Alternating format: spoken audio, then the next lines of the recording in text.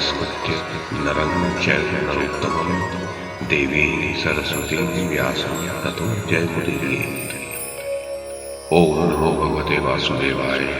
ओम नमः पितामहाय। ओम नमः प्रजापतिभ्यः। ओम नमः कृष्णद्वैपायनाय। ओम नमः सर्वविघ्नविनायकेभ्यः।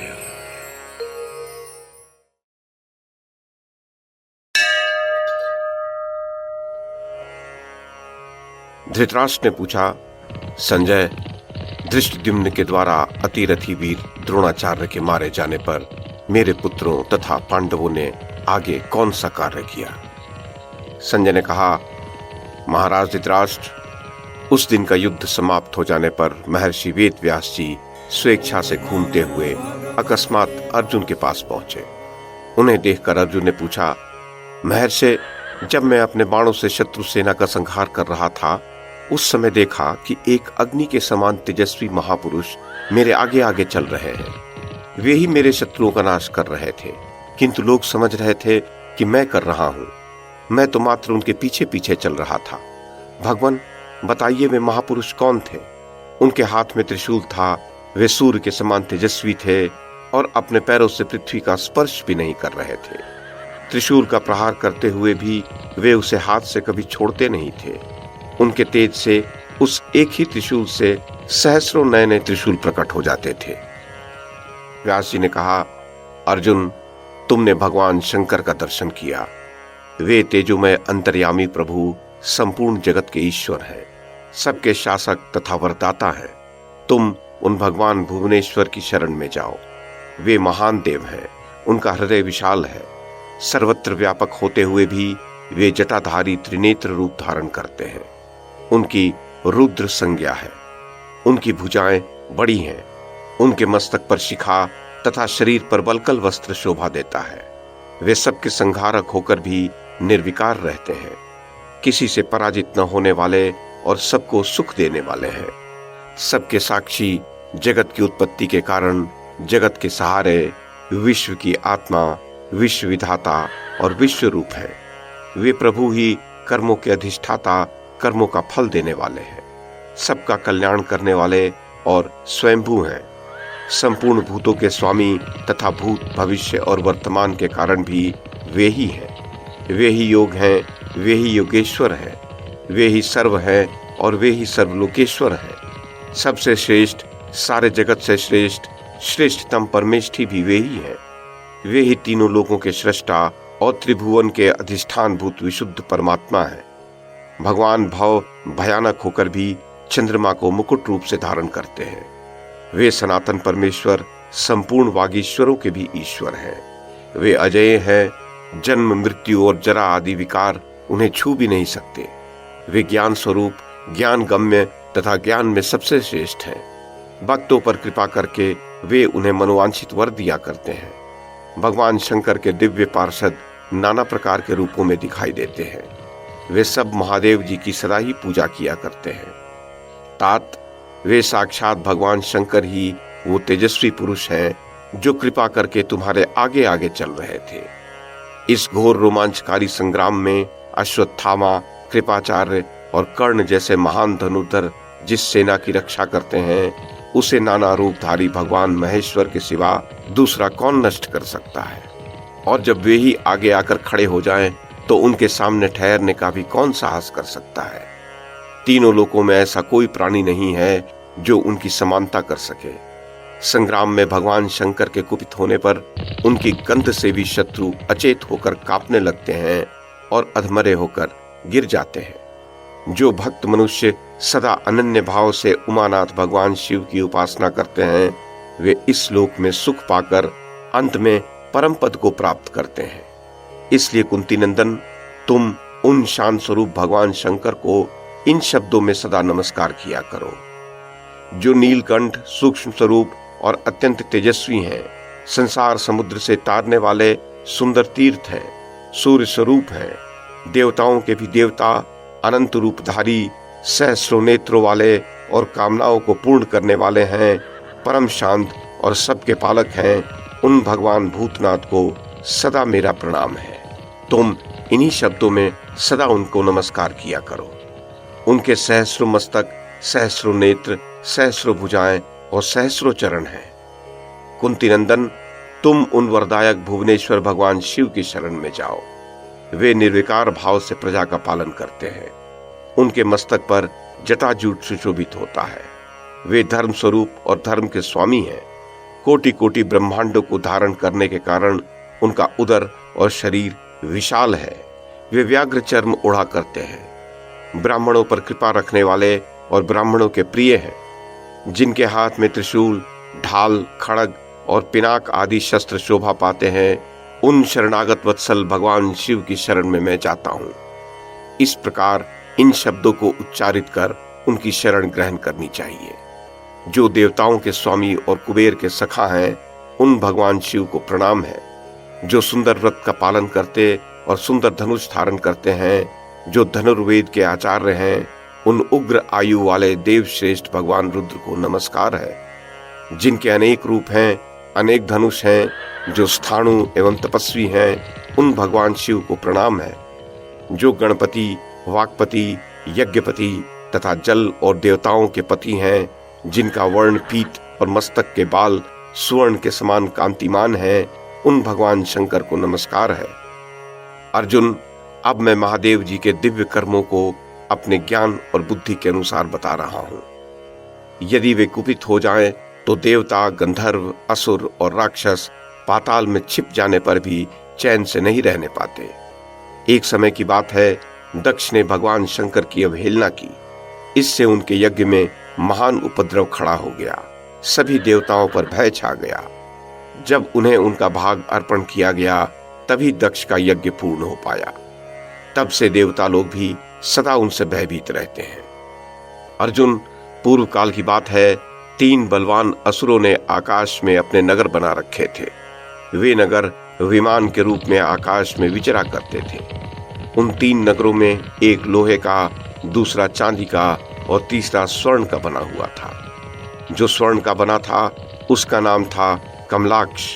चांदी के बने हुए पुर में तारकाक्ष रहता था तथा लोहे के नगर में विद्युन्माली का निवास था। इंद्र ने उन पुरों का भेदन करने के लिए अपने सभी अस्त्रों का प्रयोग किया, परंतु वे कृतकार्य न हो सके। तब इंद्र आदि सभी देवता दुखी होकर भगवान शंकर की शरण में गए। वहां पहुंचकर उन्होंने कहा, भगवान, इन त्रिपुर निवासी दैत्यों को ब्रह्मा जी ने वरदान दे रखा है।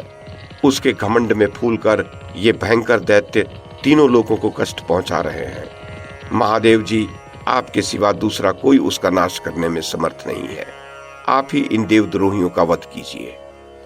पार्थ, देवताओं के ऐसा कहने पर भगवान शंकर ने उनका हित साधन करने के लिए तथास्तु कहा और गंधमादन तथा विंध्याचल, इन 2 पर्वतों को अपने रथ की ध्वजा बनाया। समुद्र और वनों सहित संपूर्ण पृथ्वी ही रथ हुई। नागराज शेष को रथ की धुरी के स्थान में रखा गया। चंद्रमा और सूर्य ये दोनों पहिए बने। एलपत्र के पुत्र को और पुष्पदंत को जुए की कीले बनाया। मलयाचल का जुआ बनाया गया। तक्षक नाग ने जुआ बांधने की रस्सी का काम दिया। प्रतापी भगवान शंकर ने संपूर्ण प्राणियों को अश्वों की बागडोर में सम्मिलित किया। चारों वेद रथ के 4 अश्व बनाए गए। उपवेद लगाम बने। गायत्री और सावित्री का पगहा बना। ओंकार चाबुक हुआ और ब्रह्मा जी सारथी। मंदराचल को गांडीव धनुष का रूप दिया गया और वासुकी नाग से उसकी प्रत्यंचा का काम लिया गया। भगवान विष्णु हुए उत्तम बाण और अग्निदेव को उसका फल बनाया गया। वायु को बाण की पांख और वैवस्त्र यम को पूंछ बनाया गया। विद्युत उस बाण की धार हुई। मेरु को प्रधान ध्वज बनाया गया। इस प्रकार सर्वदेव में दिव्य रथ तैयार कर भगवान शंकर उस पर आरूढ़ हुए। उस समय संपूर्ण देवता उनकी स्तुति करने लगे। भगवान शंकर उस रथ में 1 सहस्र वर्ष तक रहे। जब तीनों पुर आकाश में एकत्रित हुए तो उन्होंने 3 गांठ तथा 3 फल वाले बाण से उन तीनों पुरों को भेद डाला। दानव उनकी ओर आंख उठाकर देख भी न सके। कालाग्नि के समान बाण से जिस समय वे तीनों लोगों को भस्म कर रहे थे, उस समय पार्वती देवी भी देखने के लिए वहां आईं। उनकी गोद में एक बालक था जिसके सिर में 5 शिखाएं थीं। पार्वती ने देवताओं से पूछा, पहचाना इसे, ये कौन है? अर्जुन इस प्रश्न से इंद्र के हृदय में असूया की अग्नि जल उठी और उन्होंने उस बालक पर वज्र का प्रहार करना चाहा, किंतु उस बालक ने हंसकर उन्हें स्तंभित कर दिया। उनकी वज्र सहित उठी हुई बांह ज्यों की त्यों रह गई। अपनी वैसी ही बांह लिए इंद्र देवताओं के साथ ब्रह्मा जी की शरण में गए तथा उनको प्रणाम करके बोले, भगवान, पार्वती जी की गोद में एक अपूर्व बालक था, हमने उसे नहीं पहचाना। उसने बिना युद्ध किए क्रीड़ा ही में हम लोगों को जीत लिया। अतः आपसे पूछते हैं, वो कौन था?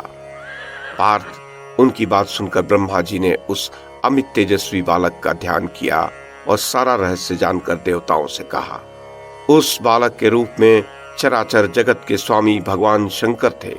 उनसे श्रेष्ठ कोई देवता नहीं है। इसलिए अब तुम मेरे साथ चलकर उन्हीं की शरण लो। अर्जुन उस समय ब्रह्मा जी के साथ संपूर्ण देवता भगवान महेश्वर के पास गए। ब्रह्मा जी ने उन्हें ही सब देवताओं में श्रेष्ठ जानकर प्रणाम किया और स्तुति करते हुए कहा, भगवान, तुम ही यज्ञ हो, तुम ही इस विश्व के सहारे हो और तुम ही सबको शरण देने वाले हो। सबको उत्पन्न करने वाले महादेव तुम ही हो। परम धाम या परम पद तुम्हारा ही स्वरूप है। तुमने इस संपूर्ण चराचर जगत को व्याप्त कर रखा है। भूत और भविष्य के स्वामी जगदीश्वर, ये इंद्र तुम्हारे कोप से पीड़ित है, इन पर कृपा करो। अर्जुन, ब्रह्मा जी की बात सुनकर महेश्वर प्रसन्न हो गए और देवताओं पर कृपा करने के लिए ही वे ठठाकर हंस पड़े। फिर तो देवताओं ने पार्वती सहित महादेव जी को प्रसन्न किया। शिव के कोप से जो इंद्र की बांह सुन्न हो गई थी, वह स्वस्थ हो गई। वे भगवान शंकर ही रुद्र, शिव, अग्नि, सर्वज्ञ, इंद्र, वायु और अश्विनी कुमार है। वे ही विद्युत और मेघ है। सूर्य, चंद्रमा, वरुण, काल, मृत्यु, यम, रात्रि, दिवस, मास, पक्ष, ऋतु, संवत्सर, संध्या, धाता, विधाता, विश्वात्मा और विश्वकर्मा भी वे ही है। वे निराकार होकर भी संपूर्ण देवताओं के आकार धारण करते हैं। सब देवता उनकी स्तुति करते रहते हैं। वे एक, अनेक, 100, सहस्र और लाख हैं। वेदज्ञ ब्राह्मण उनके 2 शरीर बताते हैं, शिव और घोर। ये दोनों पृथक पृथक हैं। इन दोनों के भी कई भेद हो जाते हैं। उनका घोर शरीर अग्नि और सूर्य आदि के रूप में प्रकट है तथा सौम्य शरीर जल, नक्षत्र एवं चंद्रमा के रूप में। वेद, वेदांग, उपनिषद, पुराण तथा अध्यात्म शास्त्रों में जो परम रहस्य है, वो भगवान महेश्वर ही है। अर्जुन, ये है महादेव जी की महिमा। इतनी ही नहीं, वो अत्यंत महान तथा अनंत है। मैं 1 सहस्र वर्ष तक कहता रहूं, तब भी उनके गुणों का पार नहीं पा सकता। जो लोग सब प्रकार की ग्रह बाधाओं से पीड़ित हैं और सब प्रकार के पापों में डूबे हुए हैं, वे भी यदि उनकी शरण में चले जाएं, तो वे प्रसन्न होकर उन्हें पाप ताप से मुक्त कर देते हैं तथा आयु, आरोग्य, ऐश्वर्य, धन और प्रचुर भोग सामग्री प्रदान करते हैं। कुपित होने पर वे सबका संहार कर डालते हैं। महाभूतों के ईश्वर होने के कारण उन्हें महेश्वर कहते हैं। वेदों में भी इनकी शतरुद्रीय और अनंत रुद्रीय नाम की उपासना बताई गई है। भगवान शंकर दिव्य और मानव सभी भोगों के स्वामी हैं। संपूर्ण विश्व को व्याप्त करने के कारण वे ही विभु और प्रभु हैं। शिवलिंग की पूजा करने से भगवान शिव बहुत प्रसन्न होते हैं। यद्यपि उनके सब ओर नेत्र हैं, तथापि एक विलक्षण अग्निमय नेत्र अलग भी है जो सदा प्रज्वलित रहता है। वे सब लोकों में व्याप्त होने के कारण सर्व कहलाते हैं। वे सबके कर्मों में सब प्रकार के अर्थ सिद्ध करते हैं तथा संपूर्ण मनुष्यों का कल्याण चाहते हैं, इसलिए उन्हें शिव कहते हैं।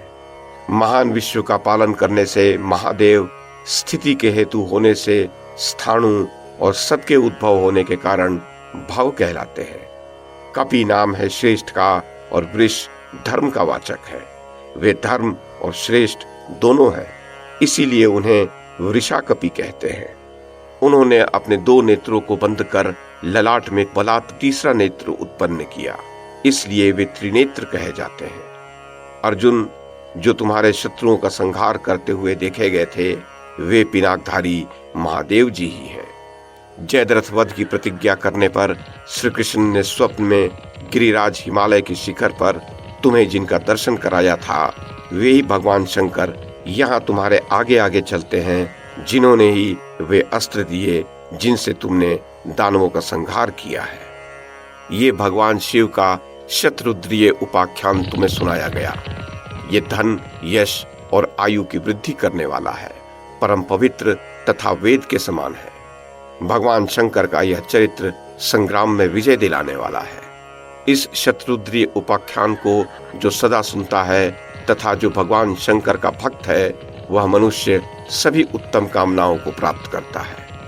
अर्जुन, जाओ युद्ध करो। तुम्हारी पराजय नहीं हो सकती, क्योंकि तुम्हारे मंत्री, रक्षक और पार्श्ववर्ती भगवान श्री कृष्ण है। महाराज धृतराष्ट्र, पराशर नंदन व्यास जी अर्जुन से ये कहकर जैसे आए थे वैसे ही चले भी गए।